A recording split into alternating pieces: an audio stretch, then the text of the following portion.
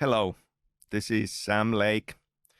I'm the creative director of Remedy and the lead writer of original Alan Wake. Welcome to the commentary track of Alan Wake Remastered. I'm excited to talk about things that I kind of feel should not be talked about. You know, the unanswered mystery and all. I very much think that you own this now, this story, this experience, this game. You are free to find your own answers from it.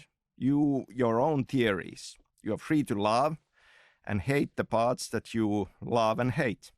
Nothing I say makes any theory more official than another. It's just my theory, what I was thinking when I wrote it, but maybe I didn't see or know what it really was about. So, a spoiler alert is in order.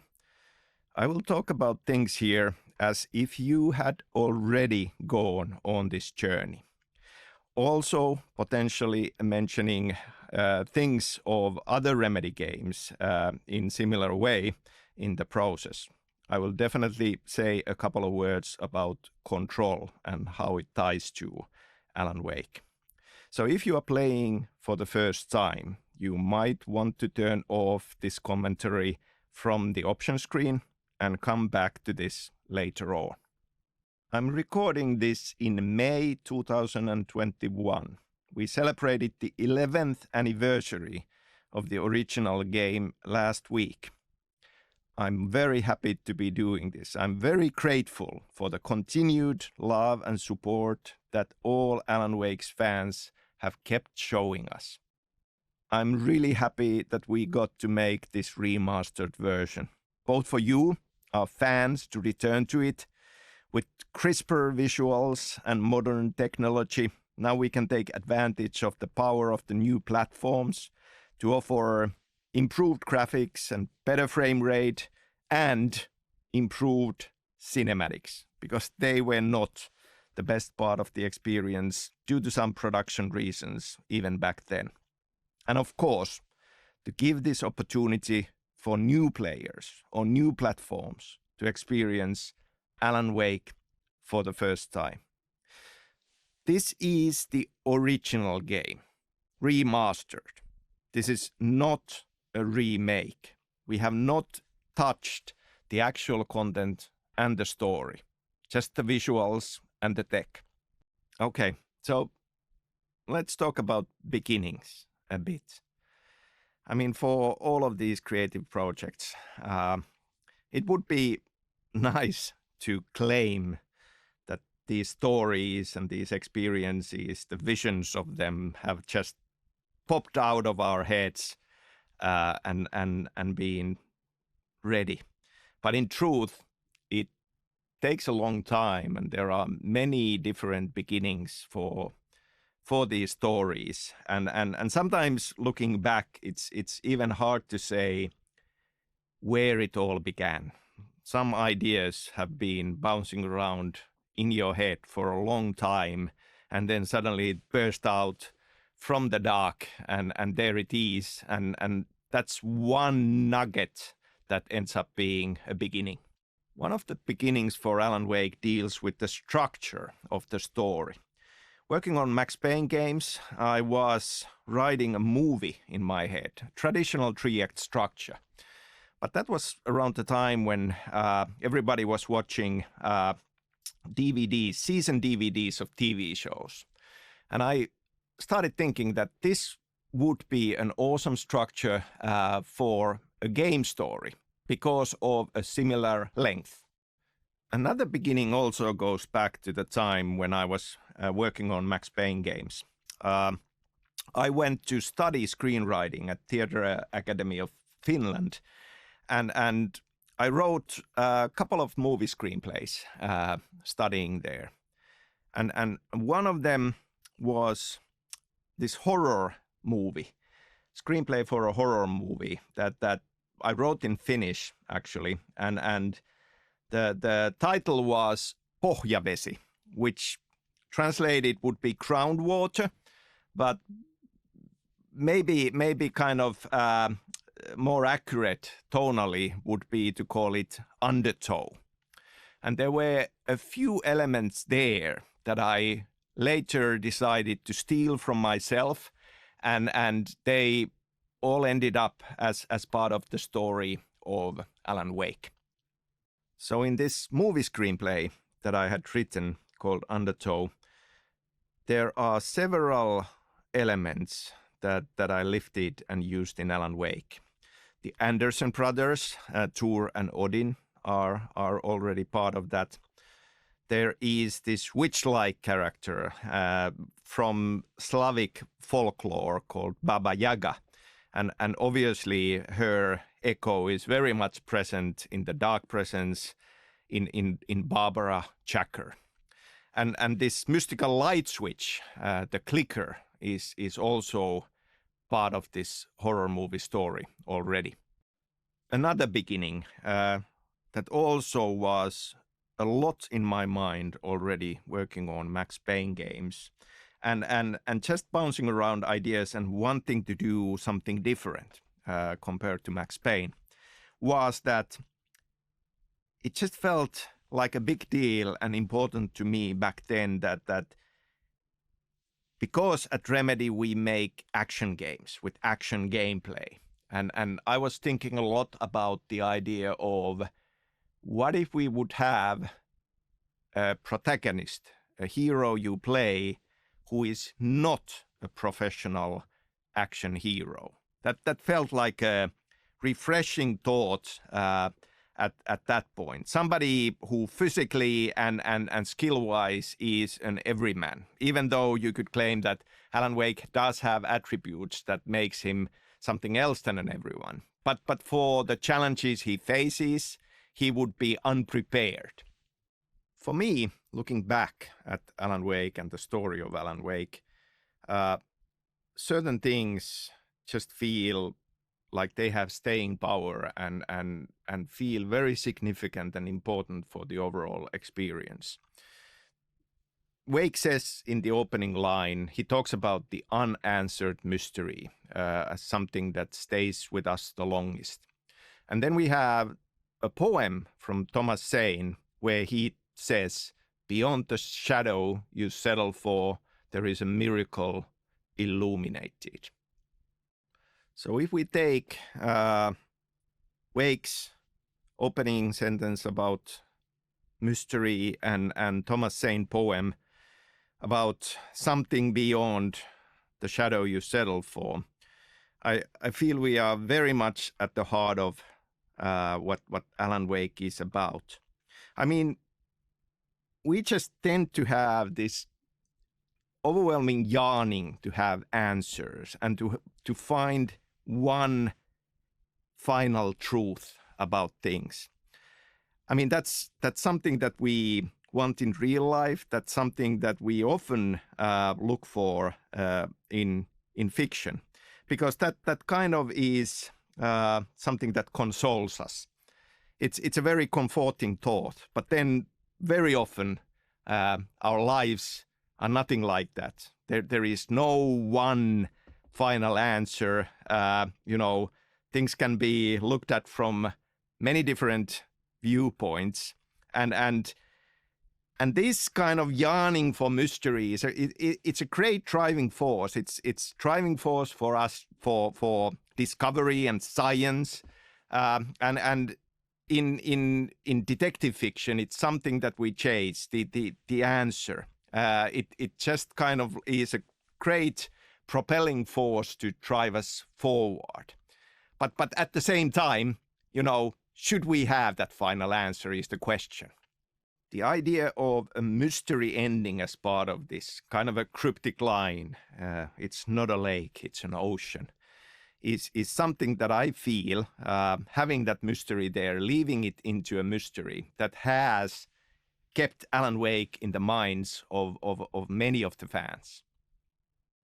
So I suppose thinking about the mystery ending of this experience, it is very much something that in fiction that I get excited about and I love is is a part of them that something that you will keep on thinking about and pondering about is something that excites me personally, and from that perspective, I love to craft experiences like that. I love to have elements there that are open to interpretation, that you can piece it together and find an answer for you.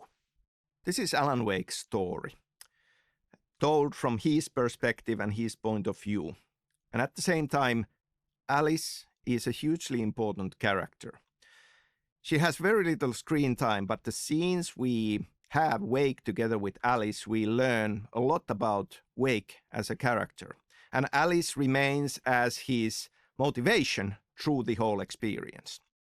Do we actually clearly get to see Alice as a person, or are we seeing the version of Alice that Alan Wake sees or thinks she is? Because he is very much wrapped around his own struggle, his own flaws and thoughts.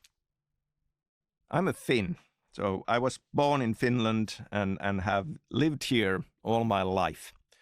At the same time, I've been pretty much raised with American popular culture, comic books, TV, movies, books, and it is a huge part of the inspiration, but it's always felt like, this kind of a unique perspective of using that inspiration, but being outside and looking in, and that gives us a unique perspective. Obviously, being a Finn and having lived here all my life, the culture is very much part of me, and can't help but to bring in elements of it into my writing. And I think that can be seen in the stories of Remedy games, even starting from the original Max Payne. I mean, there was this huge winter storm that was part of the setting of that game. And it's in other games as well. Finnish culture, Finnish landscape, the nature, I feel has been one way or the other a part of all of Remedy game stories. In Alan Wake, obviously, we have light and dark in a strong role. And if we think about the seasons in Finland and the kind of the schizophrenic nature of winters being very dark and summers being all sunshine way into the night, there is an echo of that in the themes of light and dark. The Pacific Northwest landscape, everything is huge, but in Finland, the nature is much more modest. But beyond that, I feel that there are a lot of similarities in the landscape of it, and also Finland has a lot of small towns with larger than life, quirky characters, and having spent all of my childhood summers in the countryside and in small town settings, it certainly is something that resonates and feels like a part of what should be in this story. Still on the Finnish culture, I mentioned the horror movie screenplay I wrote, Undertow, and Anderson brothers, Tor and Odin, being a part of that already. Now, that story is set in Finland, and yet we have Tor and Odin as Swedish-speaking Finns in there. Now, we never go into details in Alan Wake on their background, but they just might be Swedes, or they could actually be Finnish Swedes. So I feel that Finnish culture will be, in one way or the other, present in all the stories I'll be writing. And in fact, in Control, if we go beyond Alan Wake, we have Ahti, the strange janitor character who definitely has a Finnish background and even a Finnish tango as part of it. So staying with Ahti, and this is a huge spoiler. In Control's AWE DLC, if you do all the Ahti missions, you'll get a postcard from him. And there he is at home and happy on the porch of his sauna. And the title places him in the Washington state. So it is this big loop, and it all comes back to Alan Wake. As a writer, when I'm working on a story, I do like a bit of a guiding structure for it. I mean, there are obviously very different story structures out there. You know, your basic 3-act structure, hero's journey, and all. And I kind of use some of these as a reminder to myself that whenever I kind of run into a problem in the story, then I glance back at these structures if there is any help to be offered. So still talking about the structure for the story. For Alan Wake, more than anything, like as this guiding structure, I had 5 stages of grief in my mind. And that comes to the idea of this being a psychological thriller. And a lot of this is about how our hero, Alan Wake, sees the situation. I mean, we have these crazy supernatural things starting to happen. And so we start from denial, and he can't really accept it. And then we go through these steps of anger and bargaining and ultimately accepting and embracing this madness. And because it's psychological, we have this open question: is this supernatural, and is he going mad and embracing the madness? So Alan Wake is a psychological thriller, and we are on this journey into Alan Wake's mind. And if we think about psycho thrillers, you know, there is always that question on, is this true? Is this really happening? Or is this part of the madness? And if it's madness, is nothing true? But obviously we are on this journey together with Wake, and he becomes to believe in it. And so must we, because otherwise the things that we are fighting for are not really there. A big theme, obviously, in this thriller is fiction coming true. And a lot of effort from our part writing this was to think about what does that mean and what are the limits.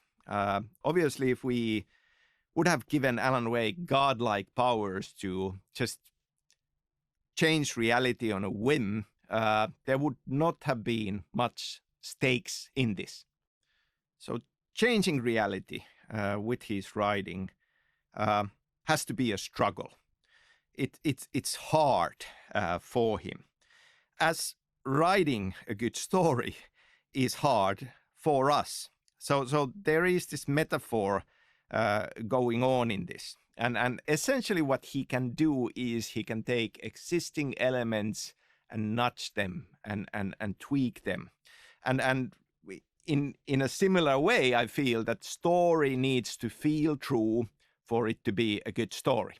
So in the game, through these in-game television inserts, we learn about Alan Wake's writing process, how he was trapped in the study of Bertlek Capin and how he wrote the manuscript. And we learn that he becomes aware of the Dark Presence's plan and how he starts to hide in keys for his success into the story. I mean, hiding his truth and his escape, his ultimate victory into the story. And there is an interesting metaphor there about writing process in general. Alan Wake hiding keys for his escape and his success into the manuscript story is a metaphor of a writer who is writing story for entertainment with many needs coming in. We are hiding art into our stories, and this is kind of a nugget of wisdom from my drama teacher. So I've been asked, a few times, like how much is Alan Wake, Sam Lake as a writer, and my answer is not really at all. But there is a certain kind of a truth to the idea that there are, of course, we always draw from our own experience. And I think that surprisingly, a few of the Remedy games in some way are metaphors and commentaries on video game development. So the stories in our games as a metaphor of making video games. I mean, obviously, in these past 25 years, a considerable amount of my life has gone into making video games and thinking about video games and struggling with the process of making video games. So it's not a surprise that these elements sneak in. Alan Wake in particular is a lot about the process of writing a story and struggling with writing a story. I mean, obviously we see glimpses of him struggling with it and thinking about it. So it's one of the reasons why this game is so close to my heart. Because as a writer and thinking about these things and then being able to use them as elements in the story felt exciting and felt interesting to me as a writer.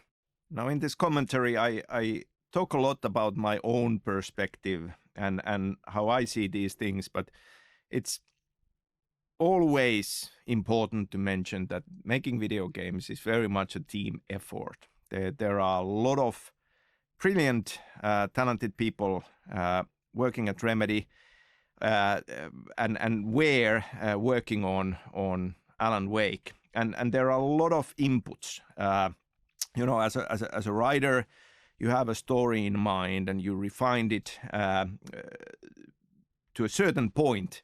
But then you have a lot of people bringing interesting, cool, surprising ideas to the table.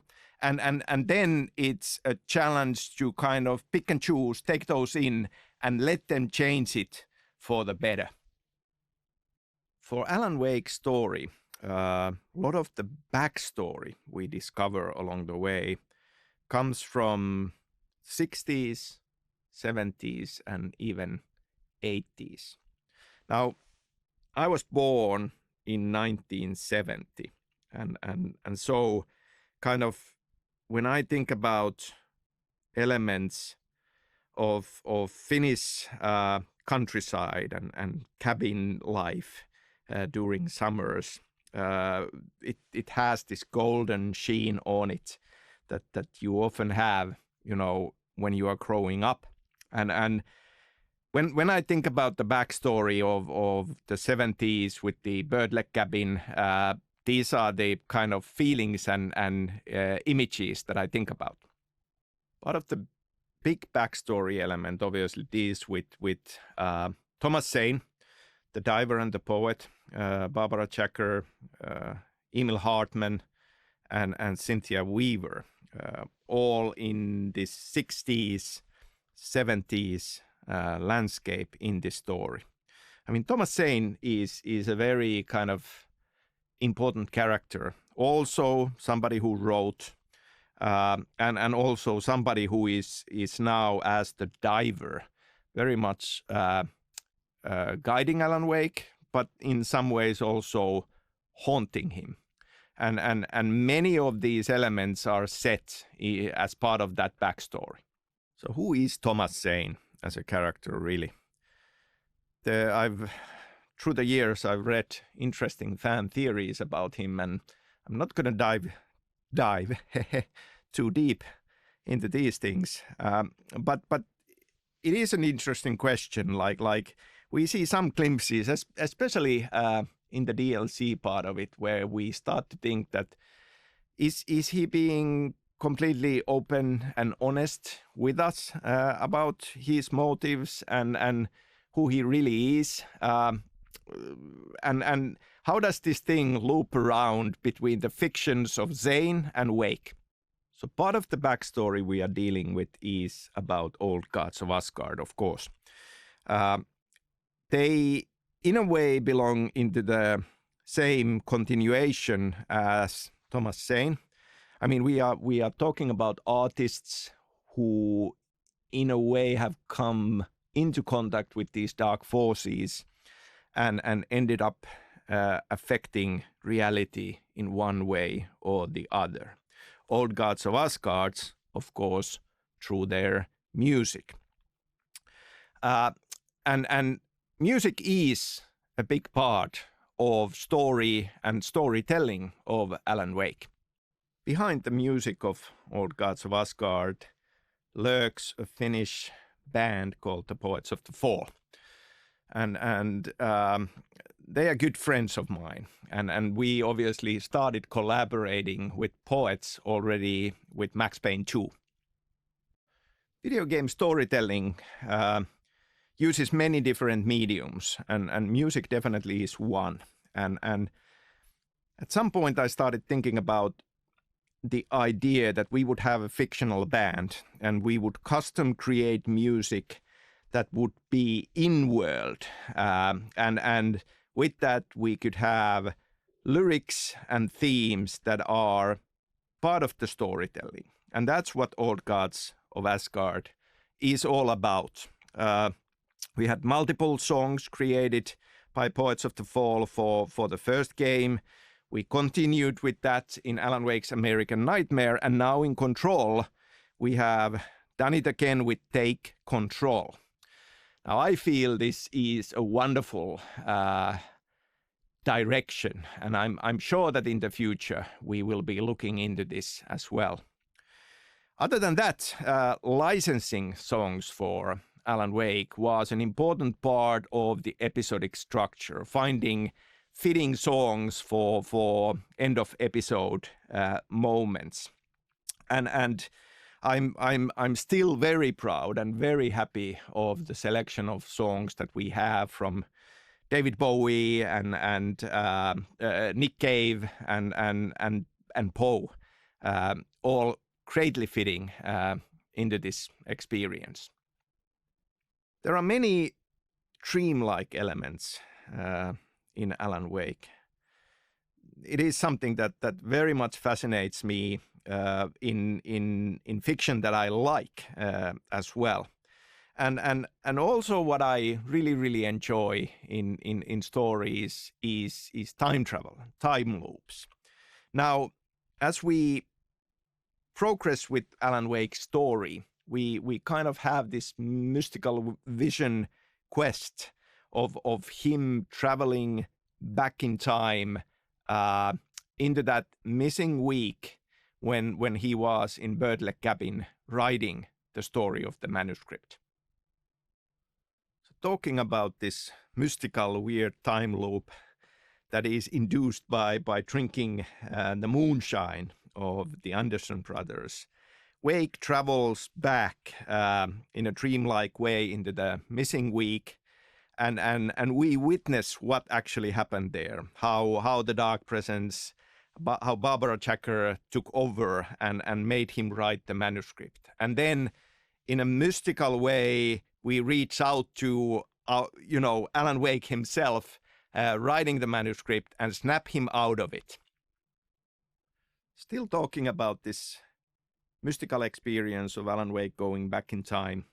I mean, you as the player find him in the study.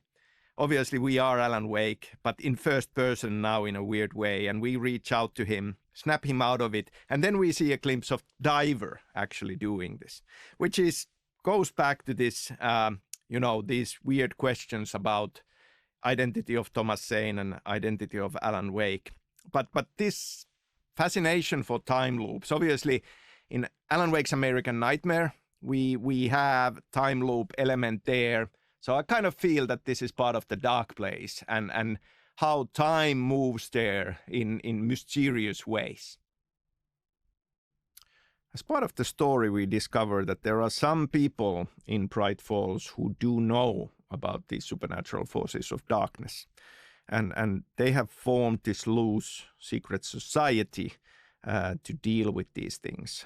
Part of it is the sheriff, Sarah Breaker, and we connected to her father, Frank Breaker, as well.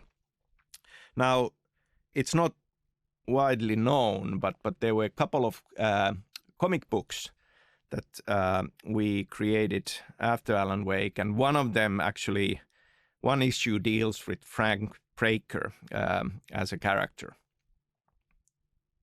So Sarah Breaker's father, Frank Breaker, who doesn't get any screen time in the game, but in a comic book issue that came out after, we do discover that he is contacting authorities when he learns about this. And beyond that now, quite a few years later in Control, and specifically in AWE DLC of Control, we actually learn that Frank is connected to Federal Bureau of Control. And he is reaching out to FBC when this crisis in Alan Wake happens.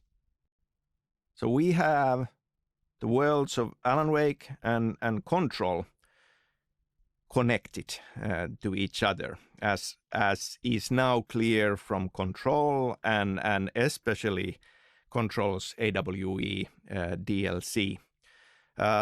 They are both part of Remedy Connected Universe, which has been a long time in the making, and now it's finally out in the open. So that is something that I am really excited about, and I am thinking about a lot of opportunities and plans in the future. So now with Control and with AWE, we are finally seeing new glimpses of Alan Wake. That is in itself very exciting. I can't say that he's alive and well, because he probably is not well in the depths of the dark place, but he is alive, and kind of Control proves that, and all the more reason to be happy about Remastered coming out. So obviously in this story we have this horror story manuscript, Departure, and Departure name of course comes from beginning of hero's journey. And it is a horror story, and it's set in Pacific Northwest. Close to the end of the game, we see this glimpse of a talk show with Alan Wake as a guest, talking about the last book in the series of Alex Casey books, these hard-boiled crime books. But he does mention that now he wants a departure from what he has done before. So the horror story manuscript of Departure is literally a departure for Alan Wake as a writer. Alan Wake has made his name as a writer and his success writing hard-boiled crime stories, where the main character is a fictional detective called Alex Casey. We get a glimpse into this life through an in-game TV insert of him appearing in a late-night talk show promoting the last and final Alex Casey book, The Sudden Stop. And obviously this very much mirrors the Remedy success story. We created a hard-boiled crime story game called Max Payne. But Alex Casey is not the same as Max Payne.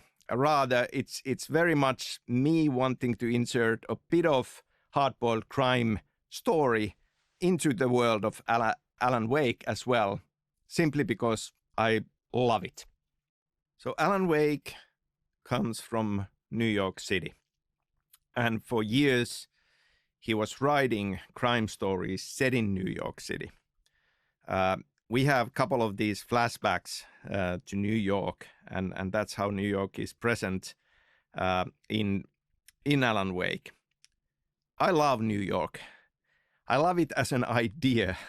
Actually, like, writing the Max Payne games that were also set in New York, I had never visited New York in my life. Everything kind of inspiration for it came from pop culture, from movies mainly. So to me, it's this archetype of a fictional city. Still talking about New York, as this inspiring, almost like a magical place, is that obviously now with Control, we are back in New York once again. And I honestly wouldn't be surprised if down the line we would have more games set there. But this idea of not having visited New York while writing Max Payne games is kind of a thing overall. Like to this day, I have never been in Washington State wilderness, in any of the small towns. Yes, I've been to Seattle multiple times, but not to actual locations that have inspired Alan Wake. So I feel that there are many different ways of doing research for writing. And sometimes, obviously, it's great to visit the location where the story is set. But I don't feel that that's necessarily something that you need to do. Or in some cases, it can even start to kind of mean that the story you want to tell ends up not working because you know too much about this location. In our stories, the inspiration comes from popular culture more than anything. A couple of words about the Birdleg Cabin, which is a very central, very mystical location in Alan Wake. There is an obvious connection to Slavic folklore with the witch Baba Yaga, who has this cabin on bird legs.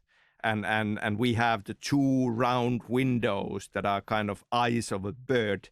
And in the study where Alan Wake ends up writing, we have a taxidermy owl between these windows. So a lot of these references to this bird. But at the same time, I feel that for every Finnish person, the idea of a summer cabin and these magical sunlit nights of summer hold this very, very special place in their minds. So the Birdleg Cabin is this mystical place, and in terms of like lore that we start establishing in Control through the lens of what Federal Bureau of Control thinks about these things and how they see these things, the cabin is definitely a place of power with mystical properties. All right, then. We are getting close to the end of the game and close to the end of this commentary. I would like to still say that when we started talking about this opportunity of creating a remastered version of the original game, it felt important to us that it would be the original story and original experience. Yes, we have updated and improved the visuals and the technical aspects of it, but beyond that, this is the same experience, the original experience.